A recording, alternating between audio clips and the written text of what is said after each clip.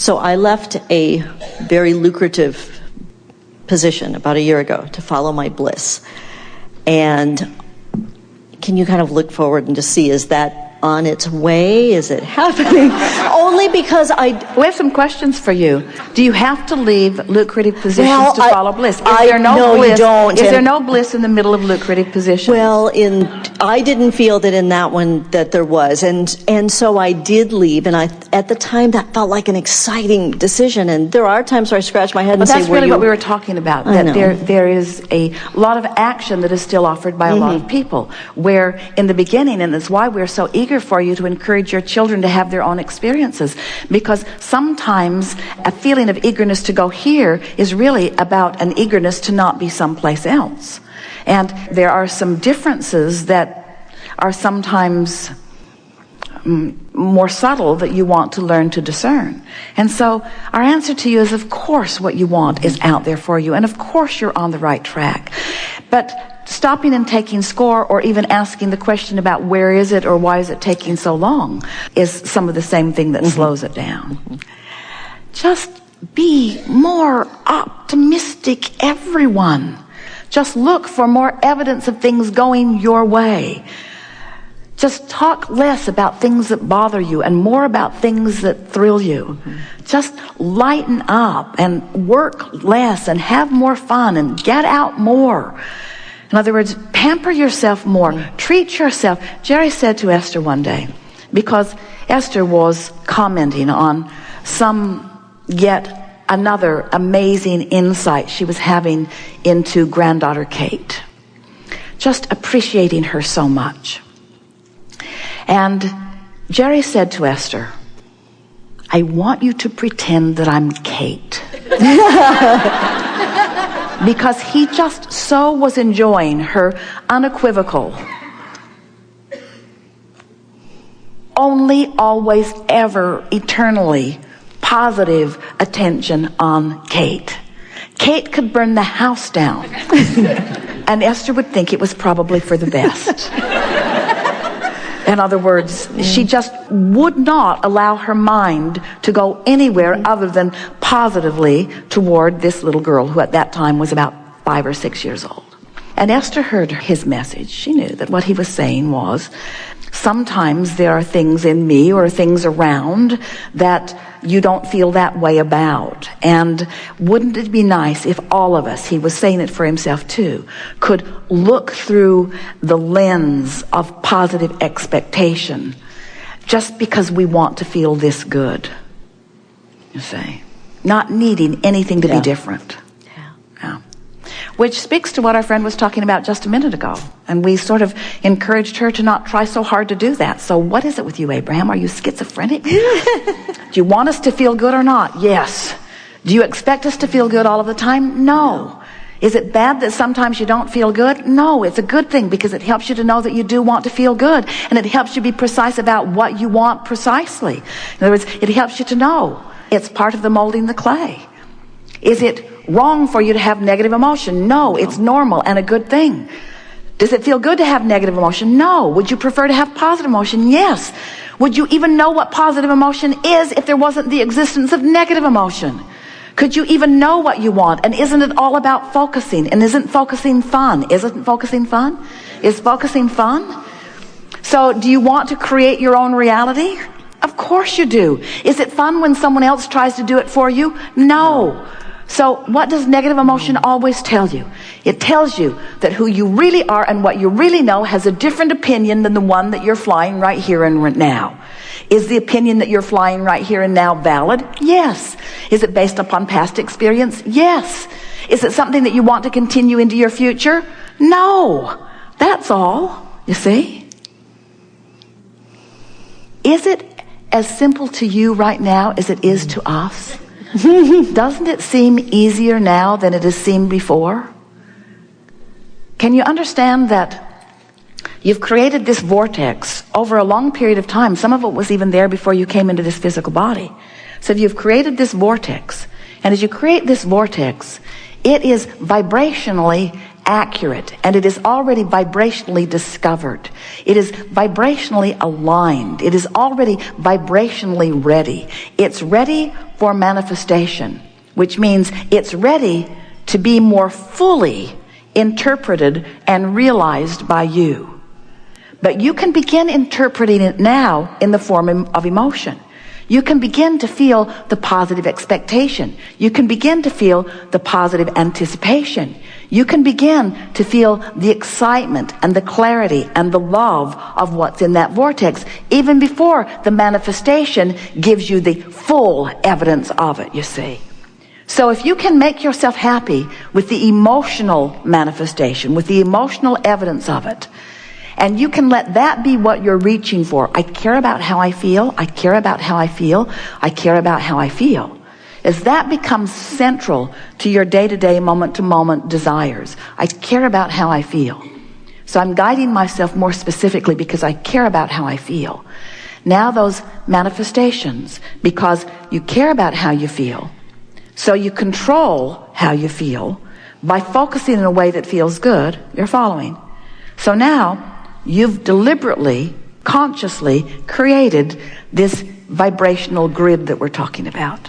And now, the next logical thing is for these things that have been percolating in your vortex, that have been ready for you to be ready.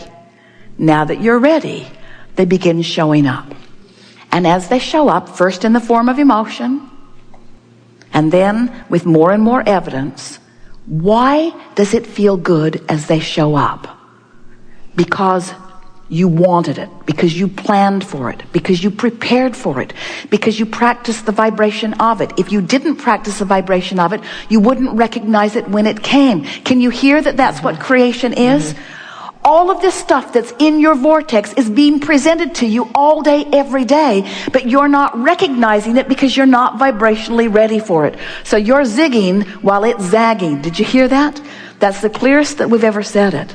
Does it help you to recognize that there is a vortex? Do you get the reason that we're calling it that? Do you understand that you have created everything vibrationally before it can be a manifestational thing that comes into your experience? And can you feel that if you can let the emotion reign supreme in your quest, that the emotion is what you're reaching for? I want to feel good. I want to feel good. I want to feel good about my ex-husband. I don't want him to have to change his behavior in order for me to feel good. I want to enjoy the benefit of unconditional love when I think about my ex-husband, she says. I want the benefit of unconditional love. I want the benefit of not needing a condition to change at all. I want the benefit of my focus to be so good that I can focus so clearly, so precisely, so deliberately that I can feel good, only good about this person because it feels good to me to feel good about that. That's what unconditional love is. I want to feel good, and so I do, regardless of the condition. Well, friends, that takes practice. You're not going to do it when you're 17 all day, every day. You're not going to do it ever all day, every day. But when you know the difference, now you've got it figured out. So now you embrace every emotion that you have. And you applaud every experience that's going on out there. You see it all as a big buffet from which you will choose. And your opinions matter, but don't use your opinions as clubs to hurt other people. Don't use your opinions to prove the wrongness of their opinions. Use your opinions as information to help you to determine what feels better. What feels better? What would feel better than this? What would feel better than government in quagmire? A cooperative government. What would feel better than a government refusing to be logical because the quest to push against the opposition has become the most important thing? What would feel better than that? Reasonable people working for the good of the whole. Wouldn't that feel better? Do you have the ability to imagine reasonable people working for the good of the whole? Or do you only have the ability to observe a government in quagmire? If you have the ability to observe reasonable people working for the good of the whole, then some of them who are there already, reasonable people working for the good of the whole, will come into your awareness as evidence of what you're reaching for. You don't need a consensus from millions or billions. You only need consensus of your vibration here and now and what's in your vortex. And friends, we want to tell you that consensus is easy to accomplish. But in order to accomplish it, these are the things that we assign to this particular body of people sitting in this room and around the world. These are the things that you need to do. You need to play more. You need to go outside more. You need to move your body more. You need to drink more water. You need to quiet your mind more. You need to make more lists of positive aspects. You need to get on rampages of appreciation. And most of all, we love you so much, you need to give yourselves a break. If you don't feel like going to work, don't go. But if you go to work, make sure that you feel like going before you go. So if you don't feel like going to work and you don't go, don't worry, it will get bigger. The discord, the discomfort will get bigger until finally you'll come around to the awareness, I want to go to work and I want to feel good. And when you discover that you can go to work and feel good, that you can have an existing government and feel good, that you can live in a world that has some chaos going on and feel good, when you discover that you have the individual personal power to feel good regardless of the conditions, then you will have mastered unconditional love. And once you've mastered unconditional love, the conditions must contour to your expectation. It is our promise to you. You can single-handedly solve any problem of your own and positively influence any problem that exists anywhere in the vicinity of your awareness.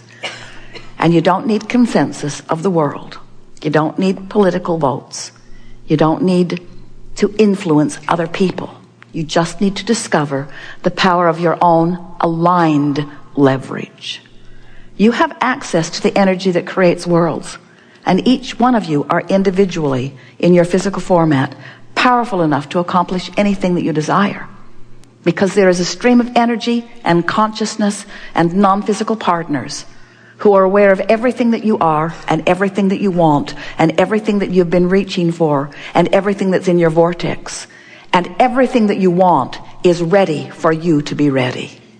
So our little formula of being nicer to yourself is what we expect will put you in the place of soonest readiness. We've enjoyed this interaction more than words can convey. Our appreciation for who you are and what you are doing here as you're sifting through the contrast of your experience cannot be expressed accurately in words at all. But we are holding the vibrational feeling of it.